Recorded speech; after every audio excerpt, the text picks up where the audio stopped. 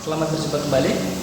Kita di sini akan melaksanakan kegiatan pembelajaran tentang pemeliharaan sistem rem, yaitu rem depan atau rem hidrolik atau rem cakram, kemudian rem belakang atau rem tromol atau rem mekanis. Dan sebelumnya alat-alat yang kita gunakan, alat-alatnya adalah sebagai berikut. Oke, ini ada alat ukur, mikrometer, kemudian ada mistar, ada dial gauge, stand, magnet, ada jangka sorong yang kecil dan yang besar. Ini yang besar, jangka sorong dengan skala sampai 30 cm. Kemudian ada alat-alat berupa kunci L, kemudian yang lain obeng, palu, dan yang lain-lain bisa menyusul. Ada yang tidak boleh ketinggalan, yaitu buku panduan reparasi atau BPR. Baik, sebelum kita mulai, harap diperhatikan tentang keselamatannya, yaitu sepeda motor harus berada pada bike lift. Ya. Oke, kalau persiapan sudah matang, kita bisa melaksanakan pemeliharaan sistem rem. Kita akan coba memeriksa bagian sistem rem hidrolik yang mana ada master silinder. Kita akan coba amati secara visual. Di sini sudah terlihat bahwasanya reservoir cat-catnya sudah mulai mengelupas. Kemudian kita amati bahwasanya tutup reservoirnya tidak rapat. Kita coba cari tahu penyebabnya terlebih dahulu. Kita buka.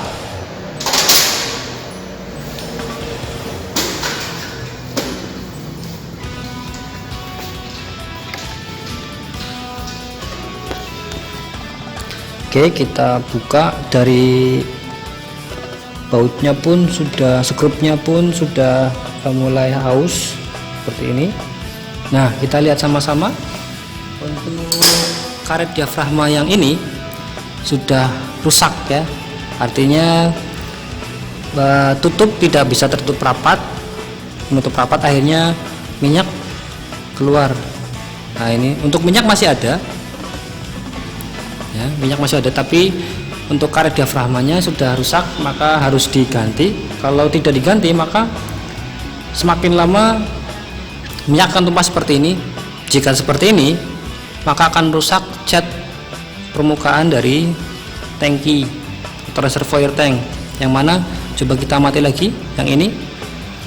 Nah, ini adalah akibat dari tumpahan minyak rem. Jika itu terjadi terus-menerus, maka akan terkikis, maka akan rusak, susah untuk dilakukan pengereman. Apalagi ini adalah handle rem depan. Ya, itu tadi pemeriksaan secara visual pada reservoir tank. Nanti kita akan pasang kembali. Sebelum kita pasang kembali harus diganti. Kita akan memeriksa ketebalan dari cakram.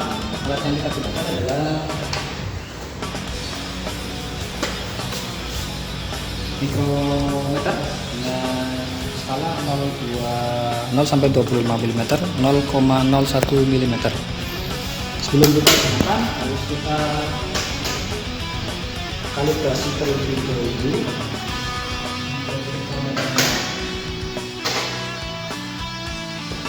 Ini ada garis yang masih di luar 0, maka harus kita kalibrasi terlebih dahulu. Cara mengkalibrasinya adalah kita kendorkan terlebih dahulu, kita putar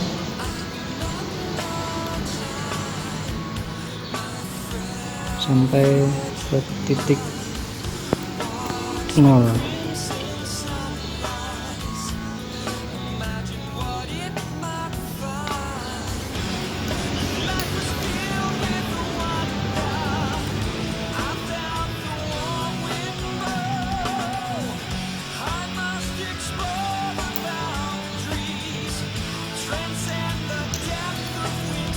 Ya, untuk 0 sudah kalibrasi, maka bisa kita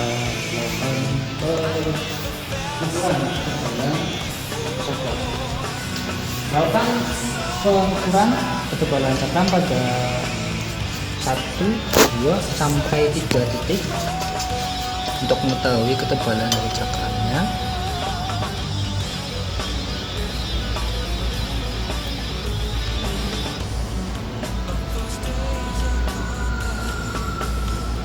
Oke, yang pertama tebalannya adalah 2,10,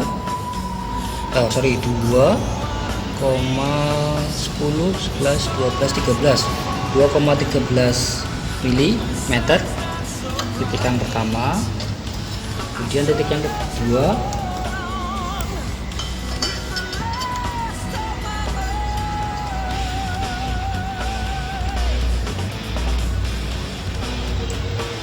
2,5, kemudian 40, 41, 2,91,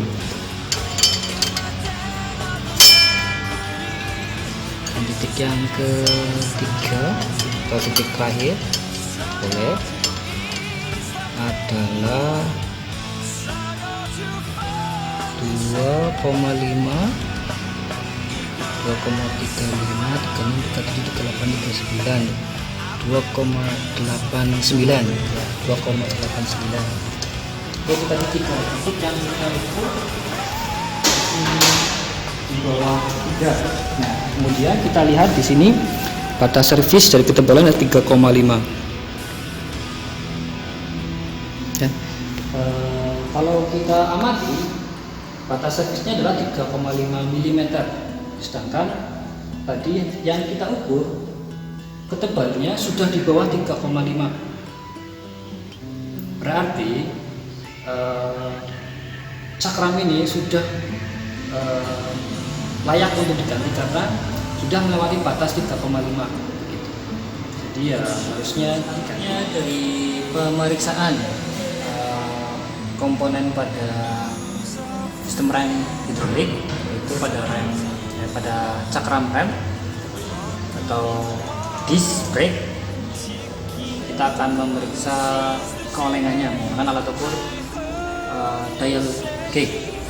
Kita tempatkan dial gauge pada posisi seperti ini, dan ingat dial gauge harus kita tempatkan dial gauge pada posisi seperti ini. Dial gauge harus tegak lurus dengan bidang yang akan mau diperiksa atau bidang ukurnya. Kemudian ingat harus kita kalibrasi terlebih dahulu. Di sini jarum panjang harus pada posisi 0.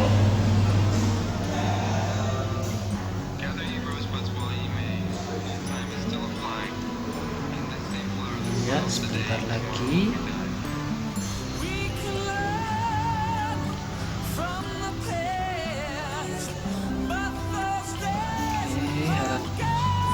Perhatikan dengan cermat kalibrasi pada dial gauge ini karena memang cukup menguras kecermatan ya. Oke, sudah kalibrasi di angka 0. Boleh kita putar 1 sampai 2 kali putaran, putar pelan-pelan sambil kita amati apa nilai perubahan dari jarum panjang.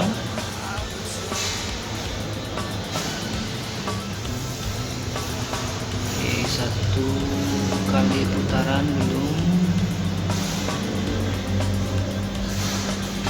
Oke, 1 kali putaran, jarum panjang mengarah ke 0,1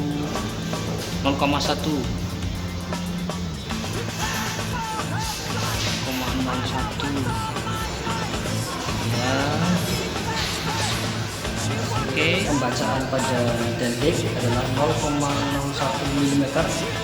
Kemudian hasil realnya adalah separuh dari hasil baca dial gauge. Berarti 0,01 dibagi 2 sama dengan 0,05. Kemudian kita bandingkan dengan tadi 0,3 mm pada PPR atau buku manual, maka bisa dikatakan bahwasanya keolengan dari cakram atau disnya masih normal. Selanjutnya kita akan melakukan pemeriksaan brake pad atau kanvas rem. Yang pertama kita lakukan pemasangan ini untuk melepas cover atau tutup baut dari kaliper.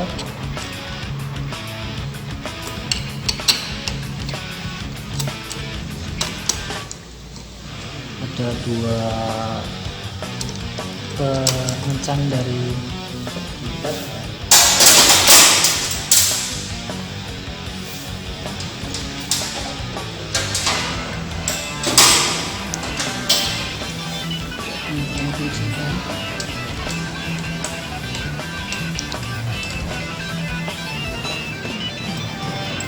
Kita keluarkan terlebih dahulu ya, kita buka pengencangnya. Ini yang memberikan kunci dari brake pad agar tidak bergerak, sehingga masih dalam jalur yang aman pada saat melakukan pengereman pada rem depan atau rem cakram.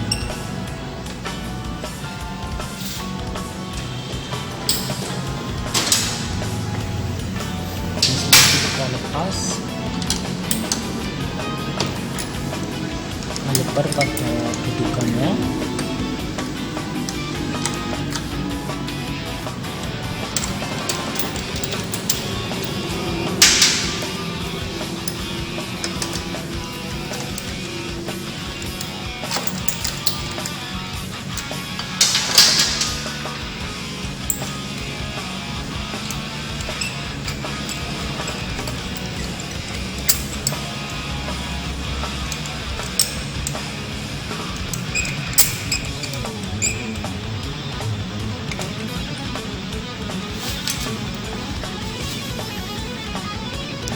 Hati-hati jika tidak menarik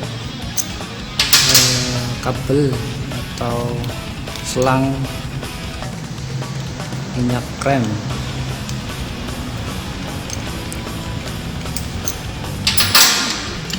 Oke, kita selanjutnya melepas brake padnya, lalu kita amati ada brake pad dari rem cakram atau rem depan yang mana terdapat kerusakan pada kanvas atau padnya, tapi untuk ketebalan masih dalam batas karena ada 1, 2, 3 merupakan batas keausan dari brake pad. Untuk secara visual ketebalan masih normal, masih baik, jadi masih bisa digunakan. Oke, kita pasang kembali brake.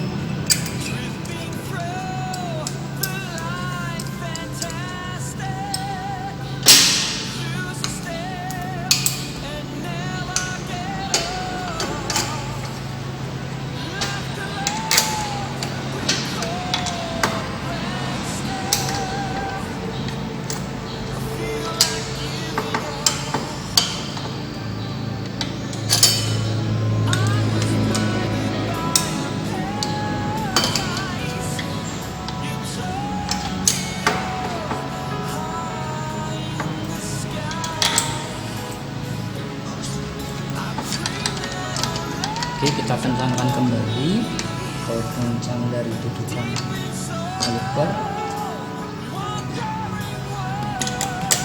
Ya, sudah kencang. Kita pemegang dari kanvas protector.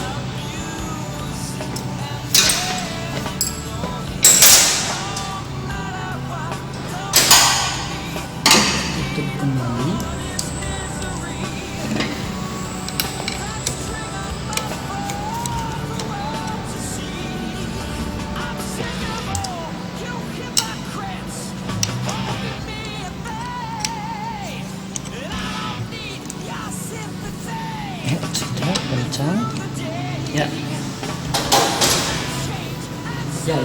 pemeriksaan ausan pada brake di sistem rem cakram, utamanya rem.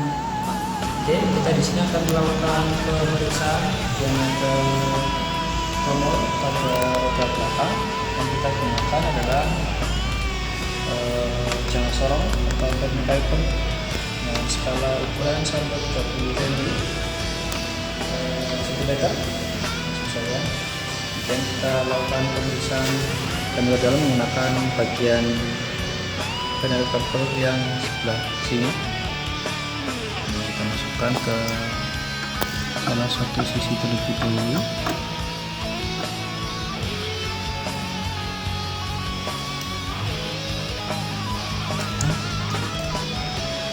Untuk diameter adalah 113, ini 11, kemudian ada garis yang ketiga di sini 113 mm. Kemudian kita coba lakukan pemeriksaan pada bagian yang lain.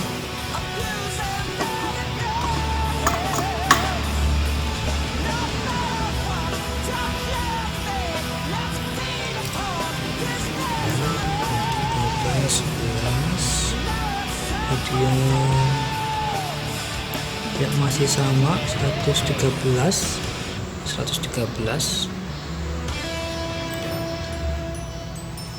Tadi adalah diameter dalam yang kita ukur, kemudian kita bandingkan dengan yang ada di buku manual pemeriksaan diameter dalam. Toleransinya adalah, batas servisnya adalah 111 mm. Untuk diameter dalam ini berarti sudah melebihi batas servis, yang mana batas servisnya adalah 111, kemudian hasil pengukuran adalah 113 mm, berarti diameter tromol, diameter dalam tromolnya sudah melampaui batas servis. Pemeriksaan ada ketebalan pad atau kanvas rem belakang. Secara visual di sini sudah tipis, kemudian bagian pad sudah halus. Kalau untuk membuat kembali kasar bisa kita gunakan amplas, tapi untuk ketebalan harus kita ukur terlebih dahulu menggunakan jangka sorong dengan skala ukuran sampai 150 mm. Kita gunakan bagian yang ini untuk ukur kedalaman dengan cara seperti ini. Biasanya untuk bagian pad yang paling terkena keausan adalah bagian sebelah sini. Ini adalah knob-nya yang menggerakkan. Nah, yang paling cepat aus biasanya sebelah sini. Maka dari itu kita ukur yang sebelah sini terlebih dahulu.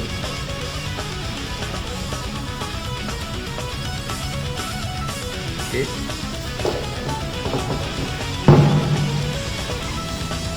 Hasil pemeriksaan yaitu 1, 2, 3, kita cari yang sejajar 3,5 mm hasil pemeriksaan. Kemudian kita bandingkan pada buku manual atau PDF. Kita cari standar dari ketebalan pad.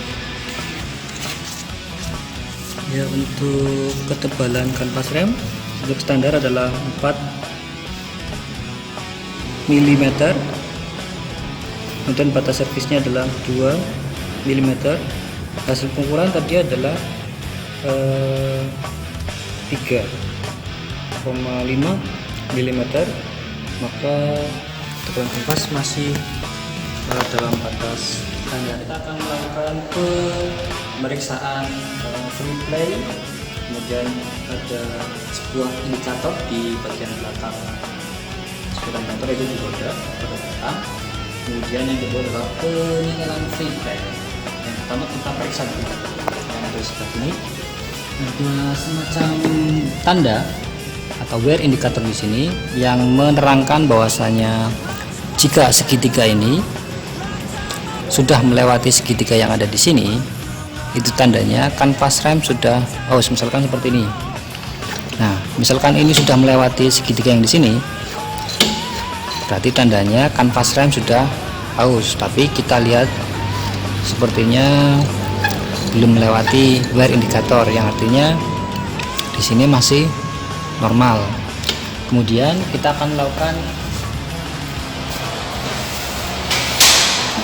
pemeriksaan. Kita gunakan Mistar, akan melakukan pemeriksaan free play pada pedal rem belakang. Kita putar dulu.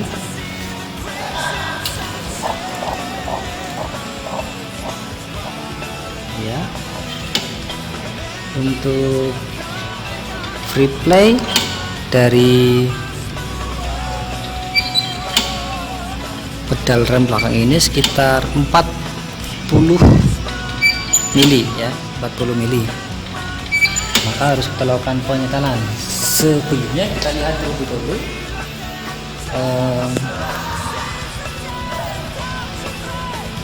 nah, free play atau jarak main bebas 25 sampai 35, tadi adalah 40, maka harus kita lakukan penyetelan. Kita akan lakukan penyetelan sekitar 30 mm.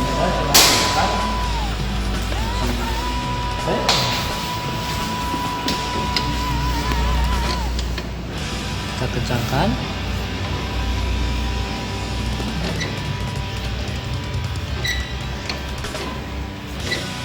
Oke, kira-kira sudah cukup. Kita periksa kembali.